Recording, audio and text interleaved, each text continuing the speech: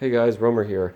You are here experiencing me in a state of anxiety. Why? Because I may have caused some turmeric stains, but that's okay because I cleaned it up with some W5 and I also mixed in some lemon juice and I mixed in some hot water and maybe a bit of Dettol. But now it's making me all anxious. And now the only way for me to calm down is to have a nice delicious smoothie. And I'll tell you how we're going to be making that. So first, we're going to be, so the way that I usually make my smoothies is ideally, in order to make sure that you're mixing the fruit well, I'm going to be using some blueberries, so a handful of blueberries, a handful of blackberries, and a handful of raspberries. Now, the reason why I mix in blueberries and blackberries is because they're not only are they a high source of antioxidants, especially blueberries, but these two fruits can actually help you out whenever you're experiencing a skin reaction. And the way that, especially when it's like associated with like a contact dermatitis, which usually happens about 24 to 48 hours after a reaction to something that your skin is allergic to.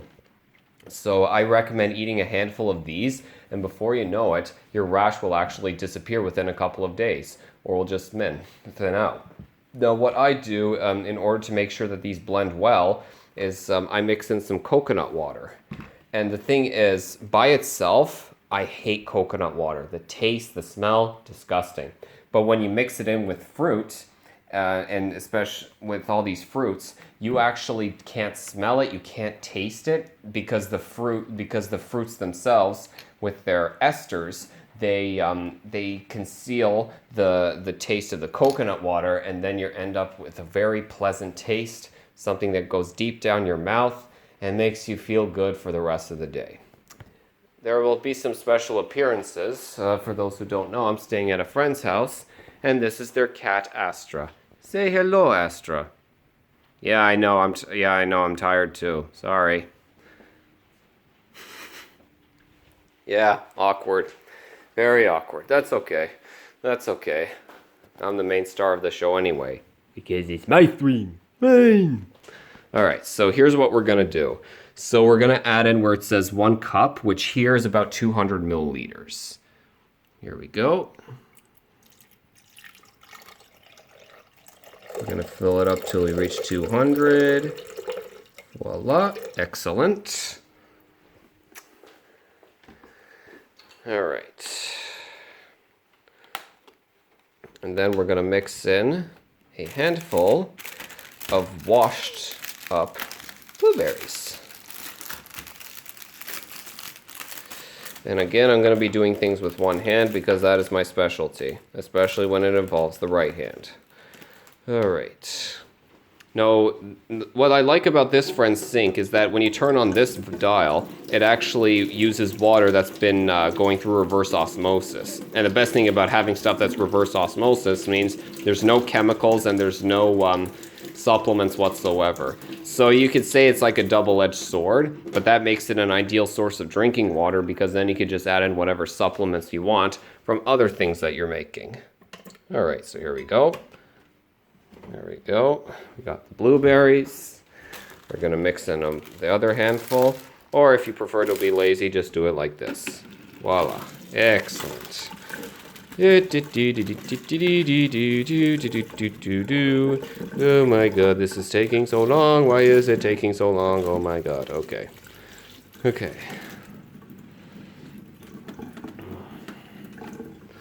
There we go.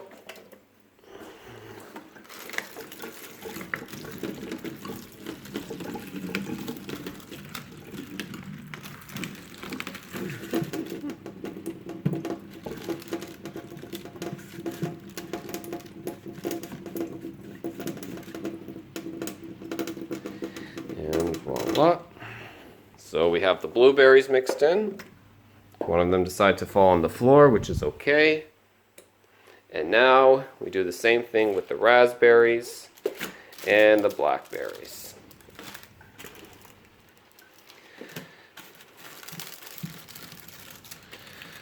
These are the only things which will always keep being alive after recent news of some artificial blackberries in the mode of phones have decided to become been wiped out from the face of the earth in terms of services. But that's okay. I prefer real blackberries anyways. Everybody with common sense would agree as well. Okay, so here we are. Mix it up well. And yes, to answer your question, I did wash my hands. I always like to do things with clean hands. It's never good with dirty hands, unless we're talking figuratively. But of course, all of you lovely people knew that.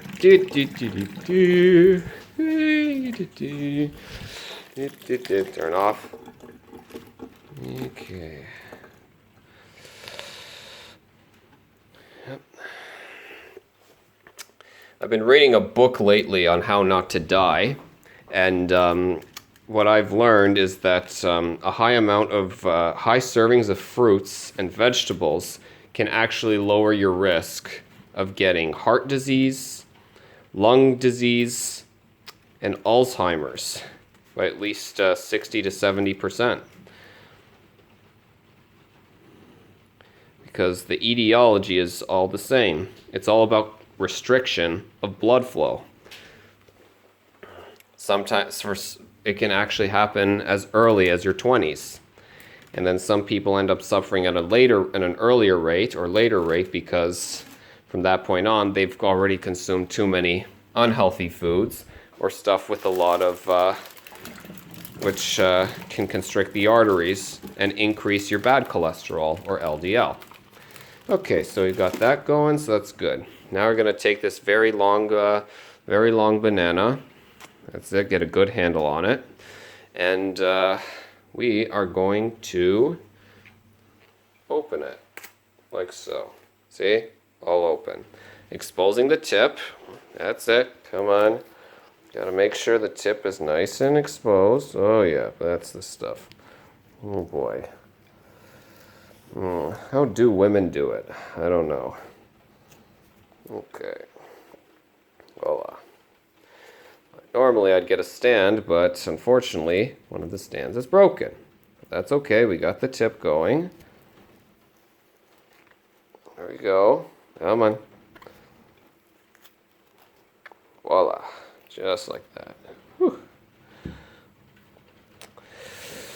You know, shockingly enough, banana is actually a fruit that doesn't contain, even though banana is popularized as having a high amount of potassium, it's actually listed 1,172nd according to the U.S. Department of Agriculture, right ahead of Reese's Pieces.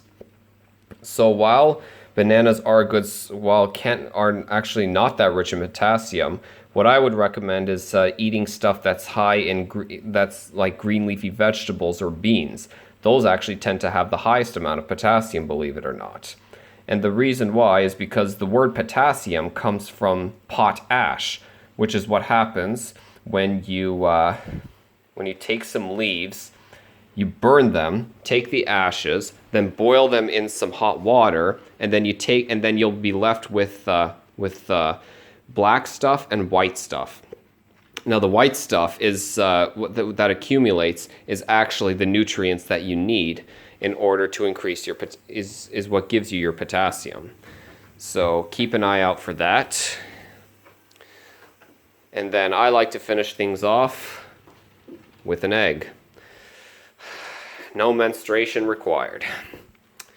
So the way I do it is that, so the best thing is, just like with the coconut juice, the egg itself, it just mixes in with the fruit, so that way you can't feel it, you can't smell it, you can't taste it. And then, of course, it's always best to have an egg when it's raw.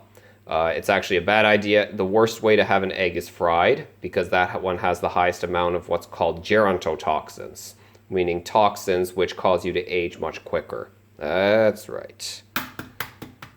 All right, so we'll open it up. Yeah, cracking an egg, Gordon Ramsay style. Not the best, not the easiest thing to do, but when it gets done, it gets done.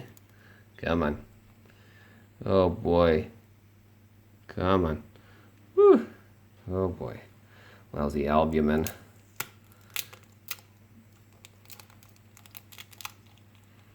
Oh crap.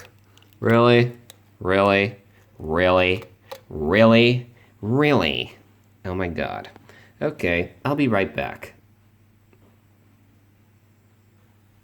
Okay, we're back. I managed to get rid of the shell, and the best thing is we managed to get the yolk out, and as you can see, it's nice and orange. For all of you people wondering, do not eat a yellow yolk because yellow yolk means that it has preservatives inside. An orange yolk means that there's no pesticides, no preservatives, and whatever the chicken ate, like in terms of the grass and the grains, those were made with no preservatives whatsoever, pure, fresh from God's green earth, and you know the rest. All right, so here we go. So what we do is we got everything set. Just put the lid on. And then what I do is with a blender like this, I put on the lowest possible setting. And then here we go. And then we liquefy for about 30 seconds. Look at that. Look at how everything's mixing together.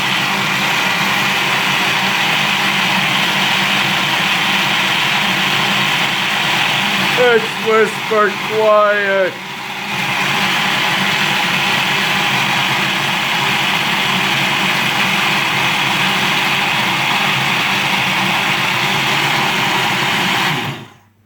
Okay, and there you have it. So this is what's left. We have a delicious fruit, egg, and coconut water smoothie. So let's just I'll be right back. I'll just need to detach the